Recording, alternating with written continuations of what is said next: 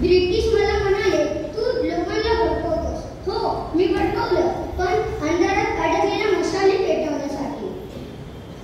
ही केवळ घोषणा नव्हती, ही शपथ होती. देशासाठी झिजण्याची, लढण्याची आणि मरताना स्मित ठेवण्यासाठी. माझं शरीर थकलं असेल, पण विचार नाही. तुम्ही फक्त माझं नाव लक्षात ठेवू नका, माझं धान्य जपा. स्वतःला विचारा की मी स्वराज्यासाठी काय करत आहे. स्वराज्य हा माझा जन्मसिद्ध हक्क आहे आणि तो मी मिळवणारच. थँक्यू.